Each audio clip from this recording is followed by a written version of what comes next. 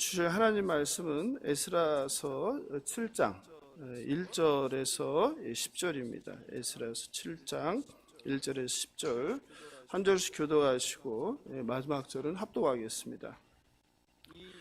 이 일 후에 바사왕 아닥사스다가 왕위에 있을 때에 에스라라 하는 자가 있으니라. 그는 스라야의 아들이요 아사랴의 손자요 힐기야의 증손이요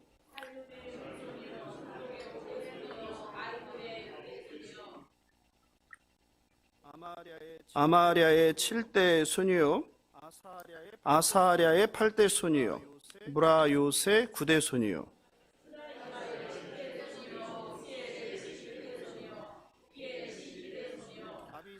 아비스와의 13대 손이요 비느하스의 14대 손이요 엘르아살의 15대 손이요 대제사장 아론의 16대 손이라.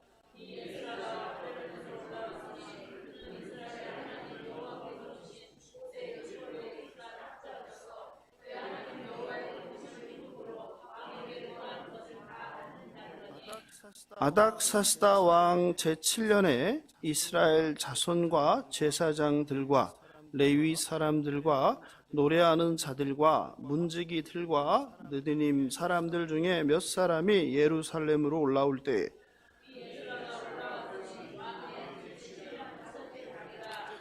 첫째 달 초하루에 바벨론에서 길을 떠났고 하나님의 선한 손에 도우심을 입어 다섯째 달 초하루에 예루살렘에 이르니라. 함께 읽겠습니다. 에스라가 여호와의 율법을 연구하여 준행하며 율례와 규례를 이스라엘에게 가르치기로 결심하였더라. 아멘. 오늘은 예수사랑교회가 처음 설립된 지 6주년 6년 되는 기념주일입니다. 지금까지 예수사랑교회를 위하여 눈물과 땀을 흘리시고 기도해 주시고 그리고 헌신해 주신 모든 성도님들께 진심으로 감사드립니다. 함께 시작했지만 여러 가지 사정으로 중간에 떠나신 그 성도님들께도 지금 예수사랑교회 2대 담임 목사로 진심으로 감사를 드립니다. 한 교회가 주님께서 머리 대신 건강한 교회로 세워지는 것은 참으로 지난한 일입니다. 오랜 시간에 걸친 성도님들의 땀과 눈물과 그 사랑의 헌신이 필요합니다. 교회를 세우기로 마음을 모으고 첫발을 함께 내딛었지만 교회에 대한 그 서로의 생각들이 달라서 또 혹은 비본질적인 일들로 갈등을 하고 실망하고 헤어지게 됩니다. 그럼에도 불구하고 지난 6년 동안 비가 오나 눈이 오나 바람이 부나 묵묵히 예배당의 자리를 지키시며 여기까지 함께 오신 모든 성도님들께 진심으로 존경과 감사를 드립니다. 지금까지 외풍에도 흔들림 없이 자리를 지키며 기도했던 것처럼 늘 처음 교회를 세울 때에 하나님을 향한 그 순전한 마음 그리고 각자의 신앙의 다짐과 결단을 기억하시면 좋겠습니다. 교회 설립 6주년을 맞은 뜻깊은 주일 아침 하나님께서 에스라 7장을 통해서 예수사랑교회 공동체 모두에게 그 진리의 말씀으로 꼭 필요한 은혜를 주시길 간구합니다. 지난 주일부터 우리가 에스라서를 함께 읽고 있습니다. 지난 주일에는 에스라 1장을 통해서 고레스 칙령 하나님의 섭리라는 제목으로 말씀을 나누었습니다. 하나님께서는 자비를 베풀어 주셔서 페르시아 제국의 이방왕 고레스를 통하여 포로로 끌려가서 70년 좀 모자른데 거의 70년 동안 바벨론에 살고 있는 유대인들을 해방시켰습니다. 고레스 왕은 포로들에게 예루살렘으로 올라가서 무너진 성전을 재건하라 이렇게 명령했습니다. 뿐만 아니라 모든 필요한 그 재정을 채워주겠다고 아낌없이 베풀었습니다.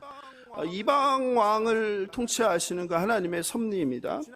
그리고 지난 금요 기도회에는 이제 못 들은 성도님들도 많이 계실 텐데 에스라 4장을 본문으로 해서 성전 건축을 방해하는 사람들이란 제목으로 말씀을 나눴습니다. 스룹바벨을 지도자로 해서 예루살렘에 귀환한 그 포로들이 약 5만 명 가량 되죠. 그 1차 포로들이 성전을 건축하기 시작했습니다. 그리고 그 성전의 기초를 다지고서 정말 감격해서 기뻐하고 환호성을 지르고, 또 어떤 이들은 그 솔로몬의 영광스러운 그 옛 성전을 기억하는 사람들은 또 통회하고 눈물을 흘리고, 이런 상황에 있을 때 얼마 못 가서 이웃한 그 다른 부족들이, 민족들의 방해와 음해로 이 성전 건축이 중단되게 되었습니다. 이처럼 하나님의 말씀에 순종하고 그 명령대로 내가 길을 걸어 나가도 뭔가 다 잘 돼야 되는데 잘 되지 않는다는 거예요. 여러분 기억하셔야 돼요. 하나님 말씀에 순종하고 내가 열심히 그 뜻대로 살려고 해도 그러면 복을 받아야 되잖아요. 근데 복이 아니라 재앙이 오고 어려움이 생긴다는 거예요. 꽃길이 와도 모자르잖아요. 내가 모든 것을 포기하고 결단하고 하나님 뜻대로 살겠다고 나아가면, 그런데 꽃길이 아니라 가시밭길이 온다는 거예요. 광야가 온다는 거예요. 이전에 없던 시험, 어려움들이 닥친다는 거예요. 그게 에스라 4장을 통해서 이야기하는 거죠. 심지어 바벨론에서 이룬 그 엄청난 부와 지위와 모든 것들을 포기하고 그 무너진 땅, 황폐한 땅, 그곳에 오직 하나님만 바라보고 성전 건축을 하겠다고 돌아왔으면 복에 복을 더해 주셔도 모자른데 이방 족속들의 방해로 그 사명마저 감당하지 못하게 된다는 거죠. 사탄은 이와 같이 하나님 나라가 확장되는 것을 모든 수단과 방법을 동원해서 방해합니다. 그러므로 우리는 어떤 방해가 있을지라도, 어려움이 있을지라도 포기하지 말고, 낙심하지 말고, 내 힘으로 모든 것을 하려고 하지 말고 하나님의 그 도우심을 간구하며 묵묵히 믿음의 길을 걸어야 한다고 말씀드렸습니다. 에스라 1장에서 이제 6장까지를 한마디로 요약하면 뭐라고 할 수 있을까요? 에스라 1장에서 6장까지를 요약하면 기환한 포로들과 성전 건축, 이렇게 얘기할 수 있겠죠. 에스라서는 바로 그 고레스 칙령 공포로 시작된 바벨론 포로기 이후의 이야기입니다.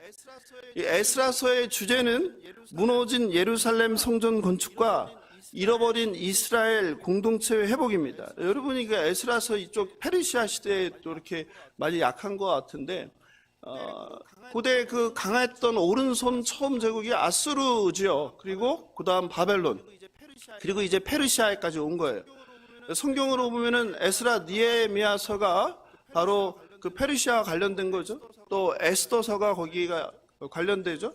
선지서 중에서는 학개와 스가랴가 또 관련되어 있죠. 또 다니엘서도 관련되어 있죠. 그러니까 우리가 지금 어디까지 와 있는 거예요? 예수님이 탄생하기 400년, 450년 그 전까지 지금 와 있는 거예요. 그러니까 여러분이 그 세계사의 그 역사를 통해서, 성경이 말하는 역사를 통해서 이걸 따라오셔야 됩니다. 오늘 책 제목이, 우리가 보는 책 제목이 에스라인데, 우리가 1장에서 6장까지 올 동안 에스라를 보셨습니까? 못 보셨습니까? 예?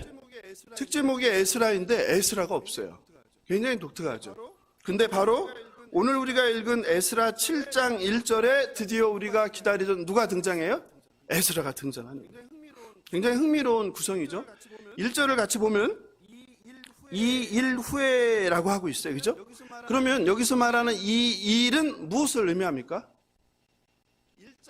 1장에서 6장까지 있었던 모든 일이겠죠. 네? 좀 더 좁혀서 이야기하면 뭐겠어요? 성전 건축이 되겠죠. 성전 건축. 성전 건축을 이야기하는 거예요. 이때 지은 성전은 어떤 성전이라고 부릅니까, 우리가? 네? 첫 번째 지은 성전이 이름이 뭐예요? 솔로몬 성전. 그러니까 지은 사람의 이름을 보통 불러요. 첫 번째 성전은 솔로몬이 지은 솔로몬 성전이에요. 그게 무너지고 이제 다시 성전을 짓게 되는데, 바벨론에서 돌아온 포로에 의해서 이 두 번째 성전의 이름은 뭐예요? 예, 스룹바벨 성전이요. 그래서 우리가 스룹바벨 성전이라고 부르는 거예요. 6장 14절 같이 보겠습니다. 6장 14절 바로 앞에 있으니까 시작. 유다 사람의 장로들이 선지자 학개와 이또의 손자 스가랴의 권면을 따랐으므로 건축하는 일이 형통한지라. 명령과 바사왕 고레스와 다리오와 아닥사스다의 조서를 따라 성전을 건축하며 이를 끝내되 이렇게 나와 있어요. 그러니까 이웃한 이방 족속들의 방해로 성전 건축이 중단되었어요. 그리고 520년, 주전 520년에 성전 건축을 다시 시작하게 됐어요. 어떻게 성전 건축을 시작하게 됐을까요? 금요 기도에 좀 나눴죠. 성전 건축을, 방해로 중단되었던 성전 건축을 어떻게 시작했을까요? 우리 생각에는 포로로 귀환한 이스라엘 백성들이 방해로 성전 건축을 중단했다가 이제 더 이상 늦추면 안 되겠다 해서 깨달음으로 시작했을 것 같잖아요. 그런데 그렇지 않아요. 금요일에 잠깐 나눴는데 거의 17년 이상 중단된 성전 건축이 시작될 수 있었던 것은 하나님의 일하심이에요. 하나님께서 누구를 통해서요? 오늘 14절에 나왔죠. 6장 14절에 선지자 학개와 스가랴를 보내서 비롯된 일이에요. 귀환한 포로들이 스스로 회개하고 그리고 자신들이 받은 사명과 책임을 깨달아서 성전 건축을 시작한 게 아니라는 거예요. 귀환자들은 이웃들의 방해가 있자 어떻게 했어요? 사명과 돌아온 목적을 잃어버리고 낙심하고 성전 건축을 포기했어요. 그리고 세월이 지나면서 어떻게 됐을까요? 빨리 성전 건축을 시작해야지 한 게 아니라 이제 뭐에 젖어버렸어요? 사는 일에 젖어버렸죠. 아무것도 없는 땅 아니에요? 집도 없고 아무것도 없는 땅. 그 땅에서 어차피 성전 건축을 못하게 됐으니까 무슨 일을 한 거예요? 내 먹고 살 일을 하게 된 거죠. 즉 세상 일에 빠졌던 거죠. 그리고 그들은 뭐라고 얘기합니까? 아직은 뭐가 아니다. 때가 아니다. 이렇게 핑계대는 거예요. 그래서 하나님께서는 기다리다 못해서 학개 선지자를 보내서 이야기하죠. 학개 1장 2절 같이 읽어보겠습니다. 시작. 만군의 여호와가 이같이 말하여 이르노라. 이 백성이 말하기를 여호와의 전을 시기가 이르지 아니하였다 하느니라. 그래서 하나님께서는 선지자 학개를 보내서 유다 지도자들에게 보내는 거예요. 특히 스룹바벨과 예수아. 선지자 학개는 이렇게 얘기해요. 너네들은 좋은 집에 살면서 이 무너진 성, 황폐한 성은 언제 지을 거야? 여러분 이해되시죠? 성전 건축이 중단되고 나서 백성들이 한 일은 뭐예요? 자기의 집을 지은 거예요. 자기의 직업을 가진 거예요. 자기 먹고 살 일을 한 거예요. 그랬더니 하나님께서 기다리다 참지 못해서 선지자를 통해서 너네들은 좋은 집에 살면서 누구? 내 집은 이렇게 무너져 황폐한데 언제 지을 거야? 이렇게 책망하시는 거예요. 그러면서 이제 핑계 그만대고 뭐하라? 재료가 없어? 뭐가 없어? 산에 올라가. 그리고 뭐하라? 나무를 베어서 성전을 지어라. 이렇게 명령하셨죠. 사랑하는 성도 여러분, 우리도 귀환한 이 포로들처럼 세상 일에 빠져 하나님 주신 사명이나 또는 내가 뜨거웠던 시절 하나님께 서원한 것을 잊고 살 때가 많습니다.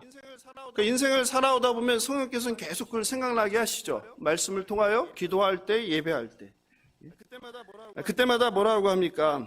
하나님, 제가 잊고 있었습니다. 잘못했습니다. 제가 지금 당장 시작하겠습니다. 라고 하기보다는 어떻게 하죠? 아직은 뭐가? 때가 아닙니다.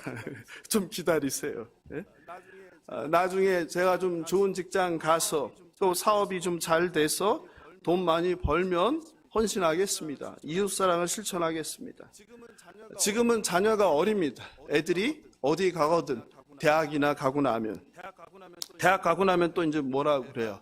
애가 취직이나 하고 나면 이제 뭐라고 그래요? 이제 결혼이나 하고 나면 계속 미뤄지죠. 남자들 같은 경우는 이제 직장 생활하면서 가장으로서 가족을 챙겨야 되니까 은퇴하고 나면 하나님 나라를 위해서 더 충성하겠습니다. 이렇게 하나님과의 약속을 미룹니다.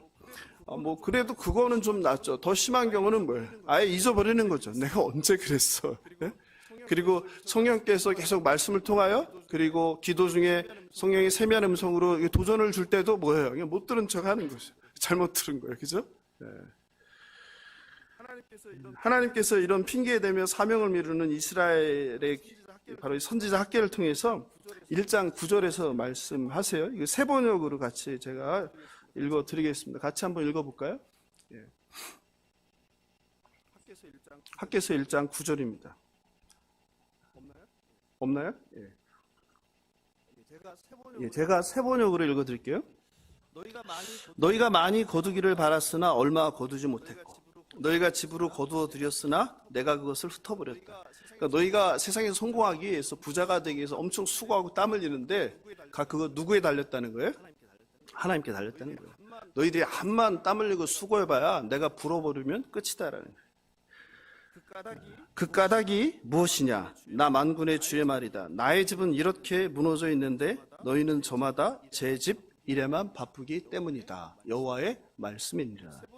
세 번역을 통해서 성경 말씀을 통해서 하나님은 하나님과 한 약속, 하나님을 위해서 하겠다는 그 책임을 잊고 살아가는, 그래서 자신의 왕국을 위해서 세상 일에 분주한 사람들에게, 이스라엘 백성들에게 이렇게 얘기하는 거예요. 성령 하나님의 그 세미한 음성에 귀 기울이고 그리고 사명을 미루지 않고 순종하는 저와 여러분 되시길 주님의 이름으로 축원합니다. 1절의 2일 후에는 우리가 느낌상 보면 어떤 느낌이 드냐면 한번 1절 같이 볼까요? 마치 며칠 전에 성전 건축이 끝난 것 같아요. 그렇죠? 그런데 6장까지의 성전 건축과 7장의 에스라의 기환 사이에는 상당한 시간차가 존재하는 거예요. 며칠이나 몇 주나 몇 달이 아니에요. 어느 정도의 시간차입니까? 성전 완공이 주전 515년에 돼요. 520년에 시작해서 4년 6개월 만에 515년에 완성이 되는데 에스라의 그 포로의 기환은 언제냐면 주전 458년이에요. 그러면 458에서 515 계산해 보면 그 차이가 얼마예요?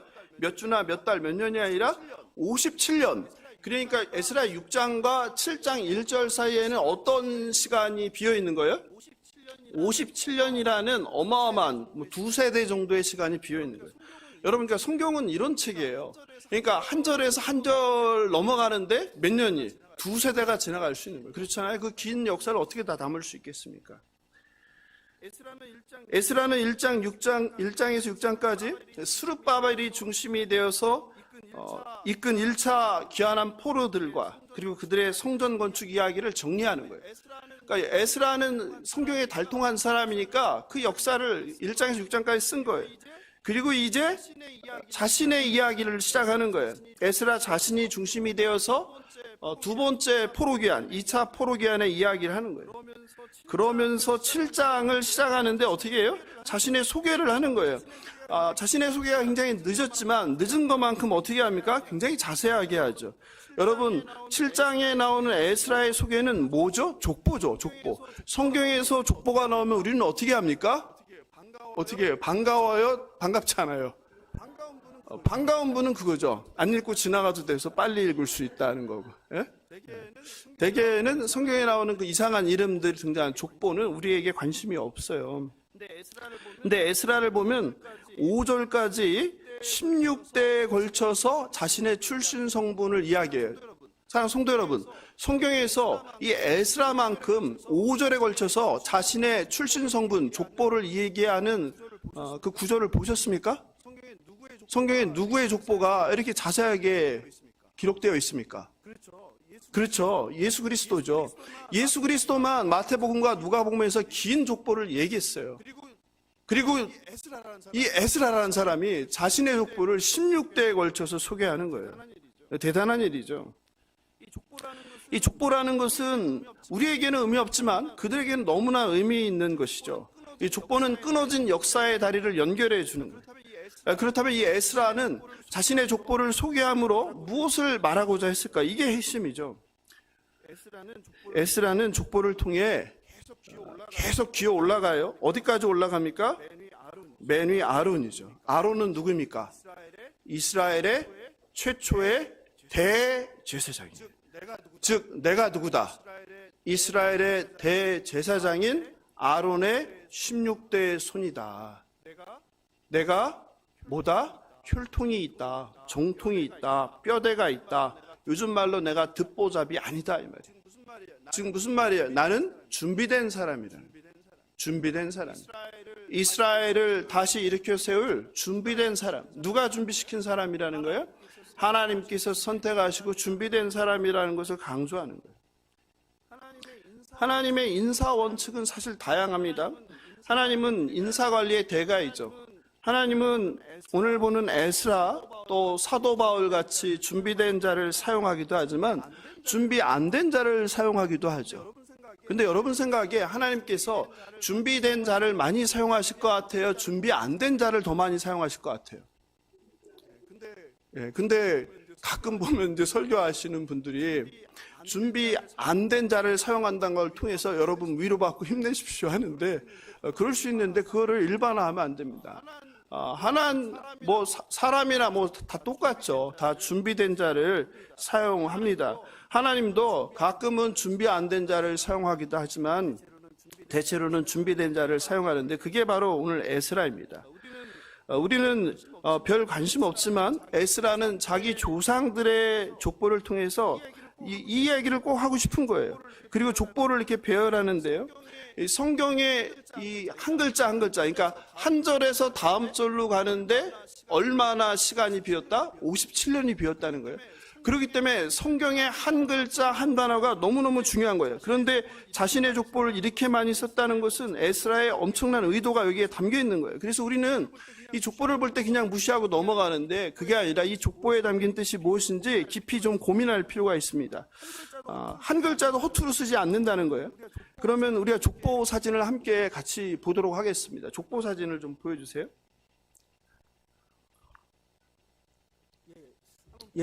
한번 보면요. 족보가 에스라의 족보인데 빨간 글자 맨 위로 가면 누구예요? 아론. 그리고 맨 끝에 누가 있어요? 지금 나, 에스라. 그리고 그 정가운데 누가 있습니까?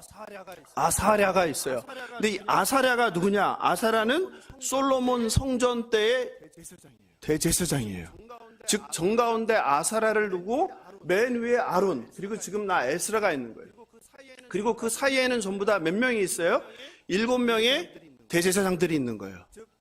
즉 아사랴는 성전이 있을 때까지, 성전이 세워질 때까지의 제사장들이 7이 있고 아론 이후로 또 성전이 무너진 시대로 7명의 제사장을 둠으로 인해서 이 제사장과 제사장 사이에는 빠진 사람이 있겠어요? 없겠어요? 족보니까 있으면 돼요? 안 돼요? 족보인데 누구를 빼먹으면 돼요? 안 돼요? 안 되죠. 그런데 빼먹었겠어요? 안 빼먹었겠어요? 일부러 빼먹었겠어요? 실수로 빼먹었겠어요? 실수로요? 일부러, 의도라는 거예요. 그러니까 다시 족보 보여줄게요. 대칭을 이루는 거예요. 그럼 아론에 해당하는 사람이 아사랴가 가운데에 있고 아론에 해당하는 사람이 바로 누구예요? 예? 아사랴예요? 아론에 대응하는 사람이 누구예요? 예? 아사랴를 사이에 두고 일곱이 있잖아요. 좌우에. 그러니까 아론의 대제사장, 이스라엘의 최초의 대제사장 아론에 해당하는 사람이 누구라는 거예요? 잘 안 되세요? 맨 끝에 에스라죠. 에스라. 즉 아론과 에스라를 대등한 관계에 본인이 놓고 있는 거예요. 이해되시죠? 이 족보가 담긴 게 그런 뜻이에요. 성전을 지어지기 전까지의 제사장과 성전 후의 제사장을 그 숫자를 정확하게 배열하면서 중간에 빼먹은 사람들이 있단 말이에요. 그 우리 성경을 보면 에스라의 아버지가 누구예요? 예? 에스라 위가 누굽니까? 1절에 있잖아요. 1절에. 스라야잖아요. 스라야. 그런데 스라야는 언제적 사람이냐면 586년 바벨론 느부갓네살이 쳐들어왔을 때 죽은 대제사장이에요. 에스라는 언제적 사람이에요 지금? 예? 450년대 사람이잖아요. 그러니까 얼마 차이가 나요? 100년이 넘는 차이가 나는 거예요. 그러니까 아버지예요? 아니에요? 아버지가 아니에요. 근데 왜 아들이라고 그래요? 예? 이거는 유대인들의 표현 방식이에요. 그냥 조상들을 표현하는 거예요. 진짜 아버지가 아니라 위에 사람을 이렇게 표현하는 방식이에요. 이해되시죠? 그러니까 그 사이에도 빼 있는 것이 있는 거예요. 그러니까 이것은 의도적으로, 아니 에스라가 자기 아버지를 몰라서 그렇게 했겠습니까? 의도적인 배치예요. 뭘 맞추기 위해서? 중간에 있는 아사랴와 그리고 맨 위의 아론과 자기 자신을 대응시키기 위해서 한 겁니다. 그러니까 이게 굉장히 중요한 거죠. 이 족보가 지니는 의미입니다. 그러면 왜 대제사장인 아론과 자신을 대등한 관계로 놓고 싶었느냐? 아론이 한 게 무엇입니까? 아론이 한 것은 모세 율법이 시작됐다는 뜻이에요. 즉 아론 대제사장 때 모세 율법이 시작된 것처럼 에스라를 통해서 이제 뭐가 시작된다는 걸 얘기하고 싶은 거예요. 스룹바벨을 통해서는 성전을 지었는데 나는 성전을 짓고 회복할 사람이 아니라 나는 뭐 할 사람이다. 예루살렘을 이스라엘 백성을 뭘 통해서 하나님의 말씀을 통해서 세울 사람이다. 이 얘기를 족보를 통해서 하는 겁니다. 지루하신 것 같아요. 네. 한번 6절을 같이 읽어보겠습니다. 6절 시작. 이 에스라가 바벨론에서 올라왔으니 그는 이스라엘의 하나님 여호와께서 주신 모세의 율법에 익숙한 학자로서 그의 하나님 여호와의 도우심을 입음으로 왕에게 구하는 것은 다 받는 자이더니. 여기 에스라를 다시 한번 소개하는데 어떻게 나옵니까? 모세의 율법에 익숙한 학자라고 하죠. 이 학자라는 게 소페르라는 단어인데요. 이거는 모세 율법에 아주 통달했다는 것을 의미하는데 동시에 무슨 뜻이 있냐면 페르시아의 관직의 이름입니다. 즉 그 페르시아의 아닥사스다 왕이 에스라를 보낼 때, 포로들과 함께 예루살렘으로 보낼 때 무슨 뜻이 담긴 거예요? 그래, 너 가서 네가 하고 싶은 일을 해. 동시에 뭐 하라? 가서 그 포로들을 어떻게 하라? 잘 관리하고 나에게 어떻게 해라? 보고 잘 해라. 거기를 잘 다스려라. 이런 이야기가 그 안에 담겨 있는 것입니다. 모세 율법에 익숙한 학자라는 것은 말씀을 당시에 떠나 있던 사람들을 다시 하나님의 말씀을 통해 이스라엘의 정체성을 회복하라는 것을 뜻합니다. 귀환한 유대의 공동체가 올바로 세워져 있지 않다는 거예요. 성전은 세워지고 제사는 드리는데 뭐가? 말씀과 율례대로 살지 못했다는 거예요. 실제로 에스라가 우리 뒷장에 가면 무엇을 합니까? 종교개혁을 하죠. 종교개혁을 단행한다는 거예요. 무슨 말이에요? 돌아갔던 포로들이 뭐 하고 있더라는 거예요? 하나님 말씀대로 살지 못하고 성전은 짓고 예배는 드리고 제사는 드리는데 뭐더라? 삶은 다 엉터리더라. 왜? 하나님의 말씀이 떠나 있기 때문에. 그러니까 에스라를 통해서 하는 일은 뭐 하는 거예요? 율법의 전문가인 에스라를 통해서 하나님 말씀을 통하여 이 이스라엘 공동체를 어떻게 다시 올바로 세워라. 이게 하나님의 뜻입니다. 10절을 같이 읽어보겠습니다. 10절 시작. 에스라가 여호와의 율법을 연구하여 준행하며 율례와 규례를 이스라엘에 가르치기로 결심하였더라. 굉장히 중요한 말이 나오죠. 에스라가 세 가지를 하게 됩니다. 첫 번째는 뭡니까? 율법을 연구합니다. 그러니까 성경을 공부하는 거예요. 성경을 연구하는 거예요. 여러분, 성경책은 그냥 뭐 읽기만 하면 되는 것 같잖아요. 근데 그렇지 않아요. 에스라는 율법을 연구한 사람이에요. 두 번째는 무엇을 했습니까? 준행이 핵심이죠. 내가 하나님 말씀을 연구하고 묵상하고 깨달은 대로 지키면서 살았다는 거예요. 그리고 세 번째는 무엇입니까? 이 율례와 규례를 누구에게? 백성들에게 가르쳐 지키게 하기로 결심했다는 거예요.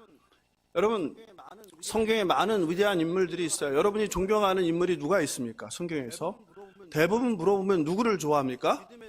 믿음의 조상 아브라함을 좋아하죠. 그 다음에 누구를? 가나안 땅을 정복한 여호수아를 좋아하죠. 또 누굴 좋아해요? 자녀들의 이름을 많이 짓는 요셉, 또 다니엘. 그런데 에스라 좋아하는 사람 보셨어요? 에스라는 그 위대함에 비해서 너무 평가절하되어 있어요. 사람들 관심 없어요. 에스라가 어느 시대 사람인지조차 몰라요. 여러분도 별로 지금 관심 없잖아요. 다른 사람에 비해서. 근데 에스라가 이런 대단한 사람이에요.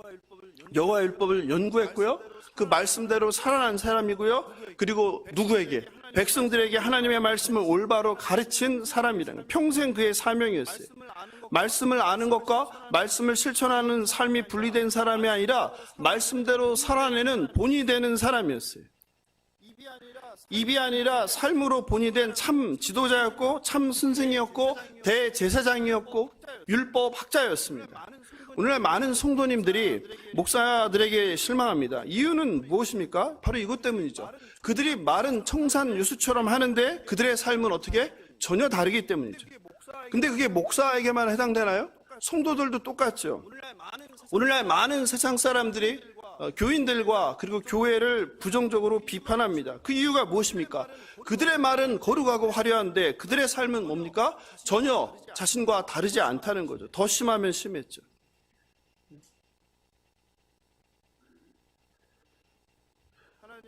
하나님 나라의 백성들에게 하나님의 말씀을 올바로 가르치는 것보다 더 중요한 것은 없습니다.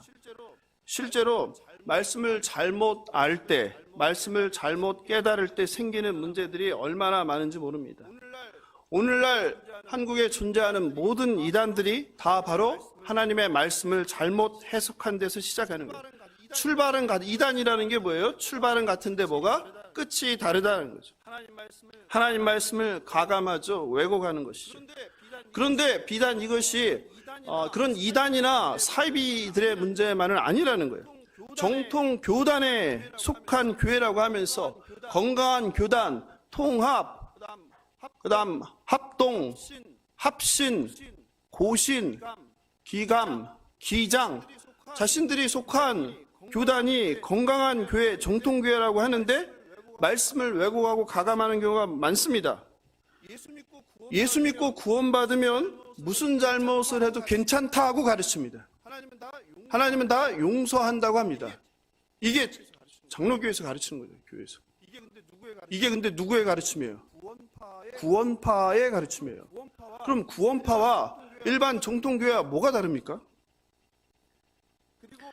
그리고 성속 이혼론에 갇혀 있어서 이분법적 사고를 합니다. 교회는 어떤 곳? 성스러운 곳. 세상은 속된 곳. 그래서 어디에도 올라오면 안 돼요? 강대상은 성스러운 곳. 아무나 올라오면 안 되는 거. 이게 얼마나 어리석은 생각이에요. 다 그렇게 가르친 거죠. 왜? 목사에게 덤비지 못하게. 네? 이 얼마나 어리석은 가르침인데 그런 걸 믿고 아직까지도 이런 걸 신성시하고. 하나님은 어디 계세요? 모든 곳에 계신 거예요. 하나님은 제가 서 있는 여기만 있는 게 아니에요. 여러분 그 자리에 같이 있는 거예요. 교회는 뭐일 뿐이에요? 교회는 성전이 아니에요. 성전은 다 무너져 버렸어요. 솔로몬 성전이 무너졌어요. 제2차 세운 스룹바벨 성전도 무너졌어요. 제3차 성전은 뭐예요? 예수님 때. 네? 성전 있잖아요. 예수님 때. 예수님 가서 다 부쉈잖아요. 그 무슨 성전이에요? 예? 누가 지었어요? 지은 사람 이름을 붙인다고 그랬잖아요.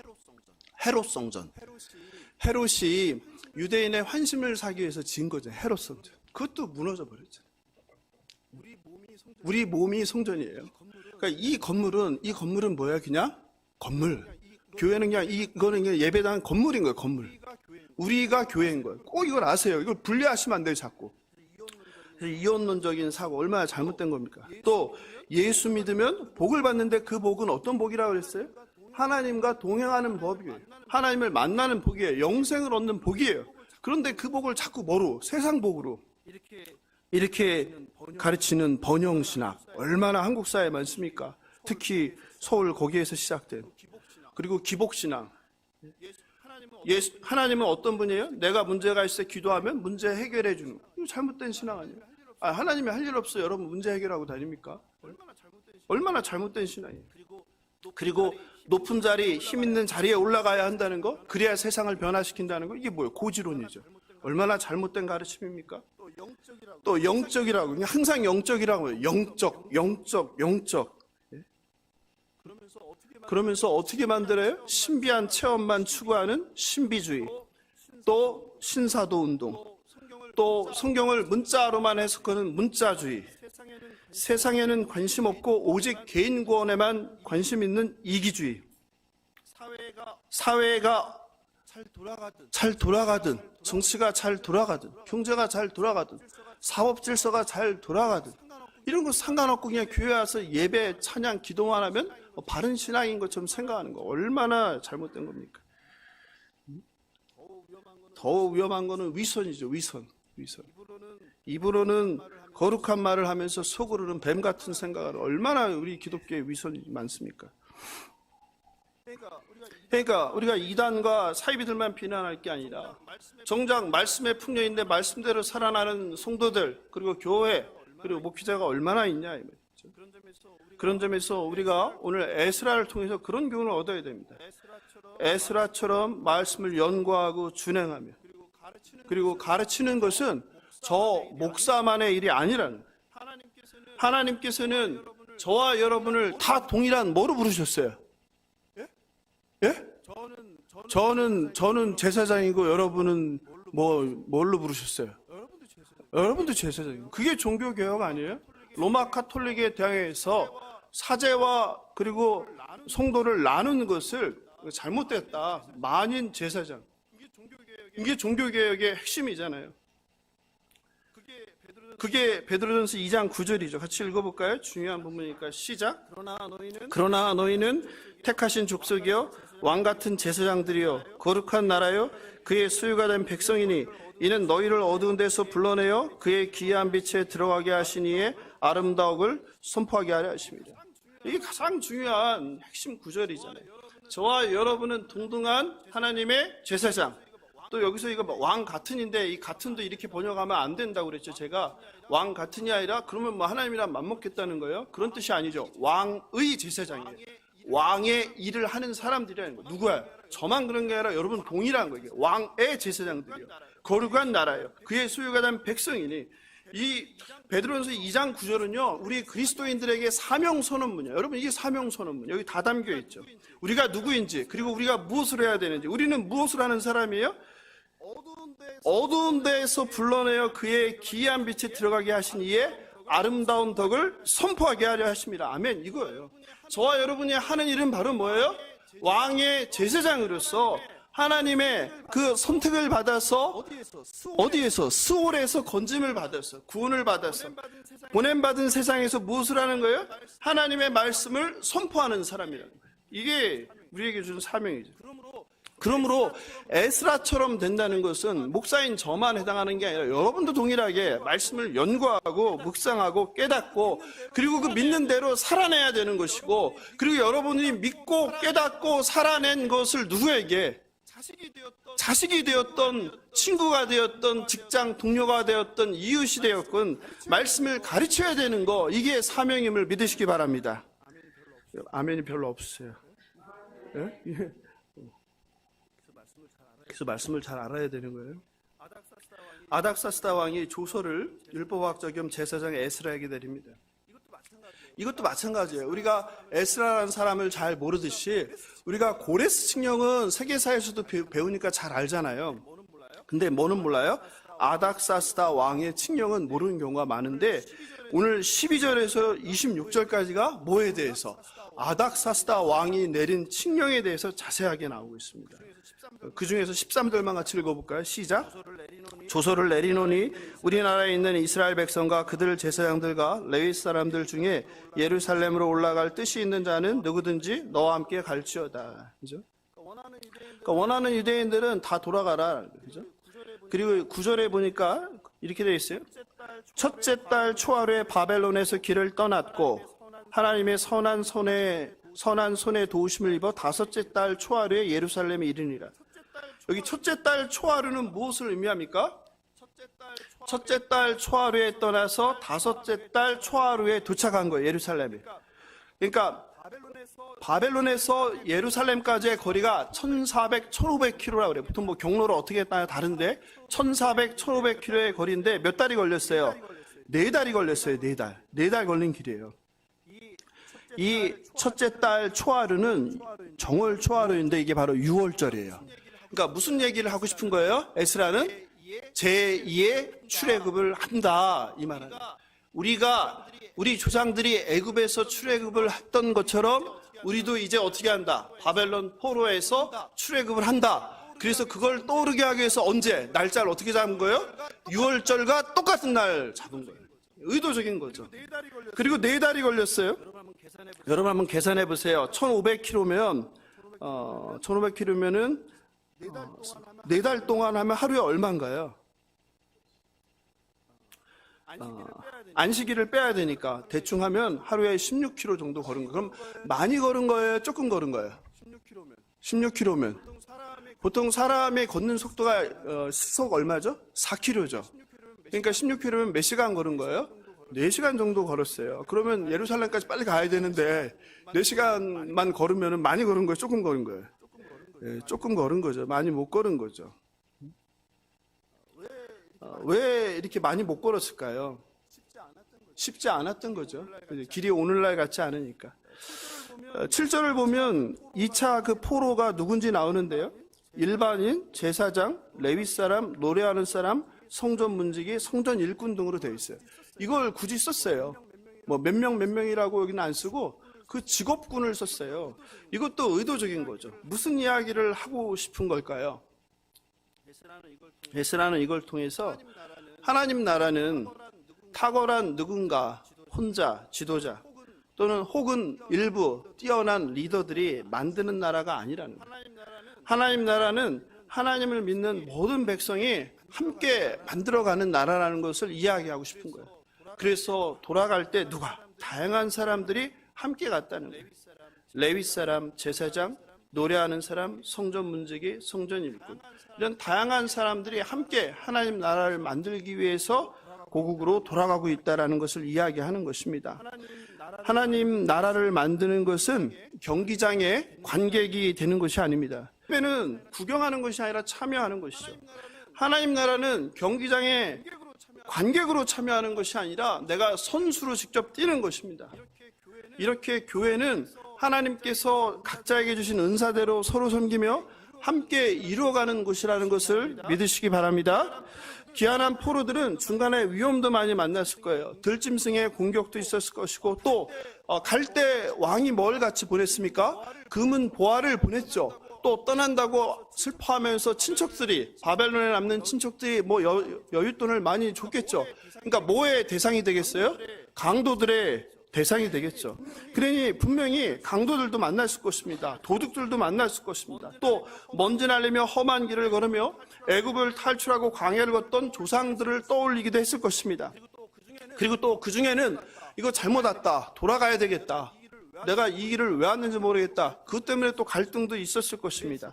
그래서 1400, 500km의 길을 걸어가는데 많지도 않은 인원이잖아요. 첫 번째 1차 포로 귀환에 비하면 4달이란 긴 시간이 걸린 것입니다. 그래서 에스라는 본문에서 그걸 굳이 언급하는 거예요. 뭐라고? 하나님의 선한 손의 도우심이었다. 그 말 한마디에 에스라의 그 여정이 얼마나 고단했는지를 이야기하는 것입니다. 9절 같이 읽어볼까요? 시작. 첫째 달 초하루에 바벨론에서 길을 떠났고 하나님의 선한 손에 도우심을 입어 5달 초하루에 예루살렘에 이르는. 여기 나와 있죠. 하나님의 선한 손에 도우심이 아니면 이 먼 길을, 이 험한 길을 끝낼 수 없었다라고 이야기하는 겁니다. 마찬가지로 저와 여러분이 여기까지 온 것 또한 하나님의 선한 손의 도움임을 고백합니다. 제가 예수사랑교회 담임으로 온 게 벌써 이제 1년 6개월, 1년 이제 7개월째 되는데요. 제가 와서 우리 성도님들을 신방하면서 성도님들의 그 살아가는 또 살아온 다양한 이야기들을 많이 들었습니다. 성도님들께서 지금까지 살아온 이야기를 들으면 정말 어떻게 이런 삶이 있을 수 있을까? 나만 고생했다고 생각했는데 야, 나보다 더한 고생들을 하면서 살았구나. 이런 어려움을 겪으면서 어떻게 견딜 수 있었을까 싶으신 분들이 한두 명이 아니에요. 그래서 제가 외부 목사님들이나 뭐 교수님들한테 그런 농담합니다. 우리 교회 와서 웬만한 간증은 하지 않으면 좋겠다. 예. 왜냐면 웬만한 사람들이 와서 여기서 간증해서 그게 감동이 안 돼요. 왜냐면 그 하는 사람보다 내가 더 힘든 삶을 살았거든요. 여기에 계신 분들 한 분 한 분 정말 제가 볼 땐요. 그러니까 참 한국교회가 문제인 거예요. 유명한 사람들만 세워서. 정말 그 드라마틱한 삶의 이야기는 정말 누가 들어도 눈물 흘리지 않고 들을 수 없는 이야기들이에요. 처음엔 제가 이상했어요. 굉장히 유명한 간증자인데 와서 뭐 하셔도 별 감흥이 없어요. 근데 나중에 알았죠. 더 험한 인생을 견디고 살아온 분들이 이 가운데는 정말 맞습니다. 정말 어떤 분은 정말 영화로 만들어야 될 것 같은 그런 분도 계세요. 그런데 여기까지 온 거는 여러분이 뭐 잘 견디고 한 것 같지만 사실은 누구예요? 하나님 아버지의 그 선한 손에 도우심 덕택에 여기까지 올 수 있었음을 믿으시기 바랍니다. 하나님의 은혜입니다. 지금까지 지내온 것이라는 제가 좋아하는 찬송인데요. 그 찬송에도 그게 나오죠. 지금까지 지내온 것 주의 크신 은혜라, 한이 없는 주의 사랑 어찌 이루 말하랴. 자나깨나 누가요? 주의 손이. 그렇습니다. 하나님의 손이, 하나님의 펴신 오른팔로 저와 여러분이 인생의 위기에서 흔들릴 때마다 붙잡아 주셨기 때문에 감당할 수 있었던 것입니다. 내 능이나 내 힘이 절대 아닙니다. 찬송 잠깐 불러볼까요? 지금까지 지내온 것 주의 크신 은혜라, 한이 없는 주의 사랑 어찌 이루 말하랴. 자나깨나 주의 손이 항상 모든 일을 주 안에서 형통하게 하시네. 몸도 맘도 연약하나 새 힘 받아 살았네. 물 붓듯이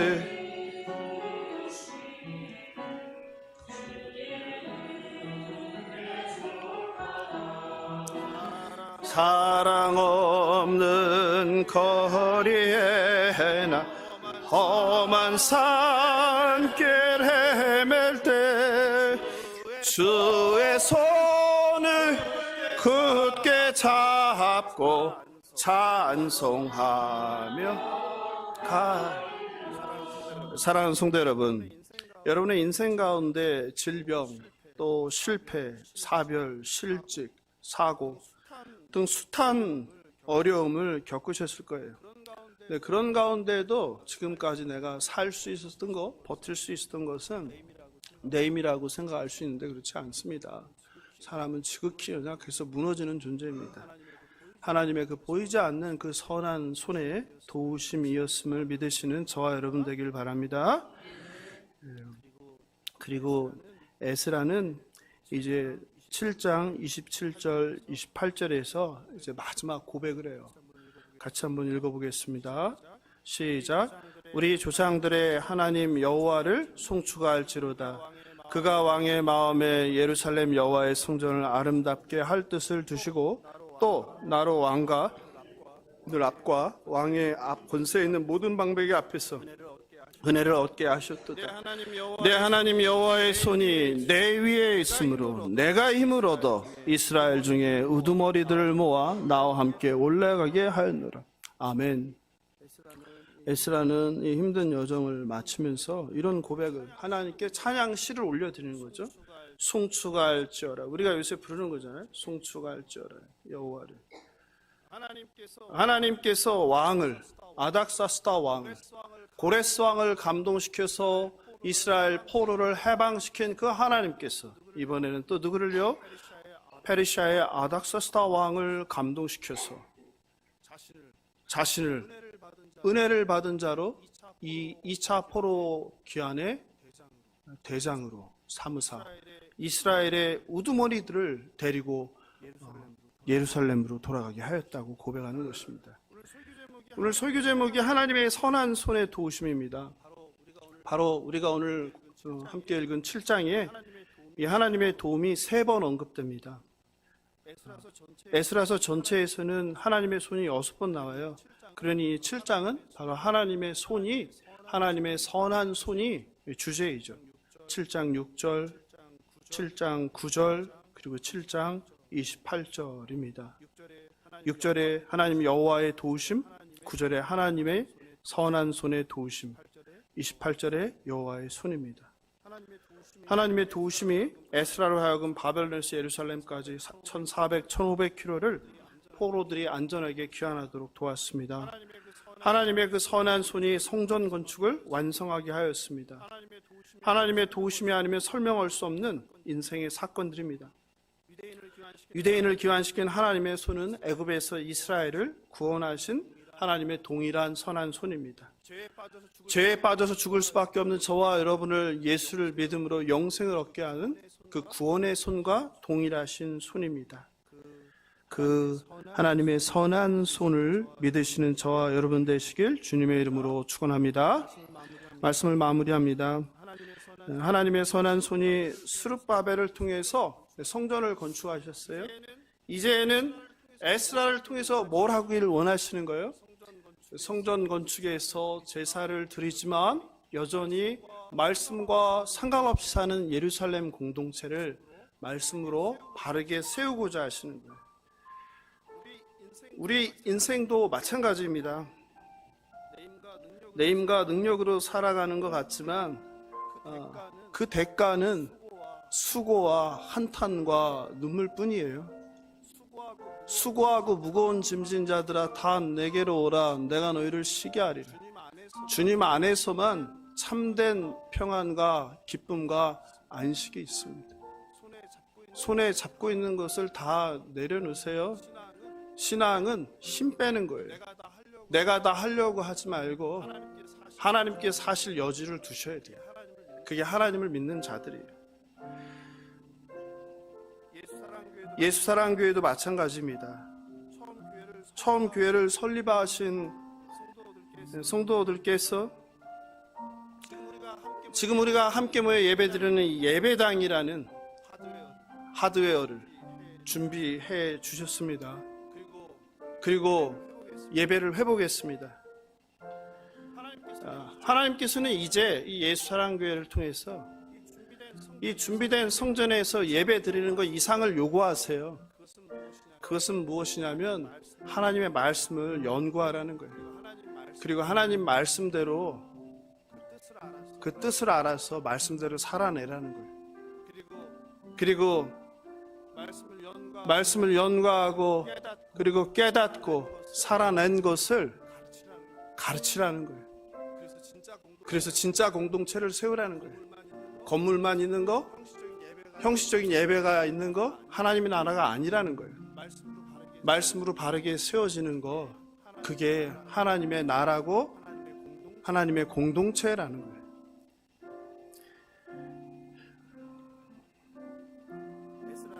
에스라는 역대기를 쓴 저자입니다. 에스라는 에스라 느헤미야서를 쓴 사람이에요. 에스라의 시편도 있습니다. 그리고 에스라는 이 구약성서 전체를 마지막 편찬할 때 120명을 지휘한 사람으로 알려져 있어요. 그런데 우리는 에스라를 너무 몰라요. 그는 평생을 말씀을 연구하고 말씀대로 살기 위해서 몸부림쳤고 또 말씀을 올바로 가르치기 위해서 헌신했고 그리고 늘 하나님께 기도하던 기도의 사람이었습니다. 그 에스라가 오늘 예수사랑교회 6주년 이 아침에 저와 여러분을 말씀으로 초대합니다. 하나님 말씀을 더욱 사랑하는 성도님들 되시길 바랍니다. 달고 그 오묘한 말씀을 읽고 묵상하지 않으면 하루를 시작하지 못하게 되길 저는 개인적으로 바랍니다. 밥 한 끼 못 먹어도 힘들어 하시는데 왜 말씀 한 절, 한 장 읽지 않고 힘들어 하지 않으세요? 하나님은 이 말씀이 영의 양식이라고 했죠. 육의 양식뿐만 아니라 영의 양식이 더 중요하잖아요, 우리 신자에게는. 그래서 올해 새벽 기도를 제가 전부 다 365일 성경 읽기로 바꾼 거잖아요. 최소한 성도라면 1년에 한 번 성경은 읽자.